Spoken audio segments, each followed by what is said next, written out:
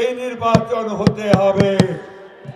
এই নির্বাচনের কোনো বিকল্প নাই, কারণ এই নির্বাচন যত দেরি হচ্ছে বাংলাদেশ তো দুর্বল হয়ে যাচ্ছে। জনগণের সমর্থন ছাড়া কোনো সরকারি সফলতার সঙ্গে দেশ চালাতে পারে না। তাই আমরা খুব পরিষ্কার করে বলছি, আপনারা ভালো হয়ে যান, ভালো হয়ে যান।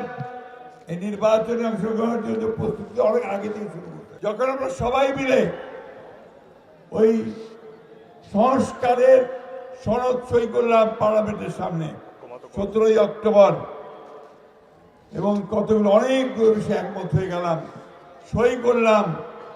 এখন হঠাৎ করেই সেই দলটি আজকে বলতে শুরু করেছে যে না, আমাদের পিআর দরকার। আচ্ছা ভাই, আপনার পিআর কি বোঝেন? পিআর বোঝেন? আমিও বুঝি।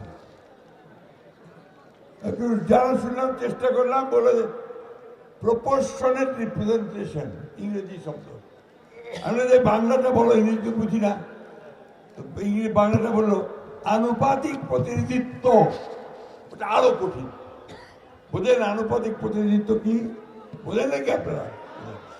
তো যে জিনিসটা বাংলাদেশের মানুষ বোঝে না, ওই জিনিসটা ঘাড়ের মধ্যে চাপাই দিচ্ছেন ভাই। কার ইঙ্গিতে? কেন আজকে গোলযোগ সৃষ্টি করতেছেন? আপনারা হঠাৎ করে লাফায় উঠছেন, লাফায় উঠছেন যে ক্ষমতায় যাবেন। এই দেশের মানুষ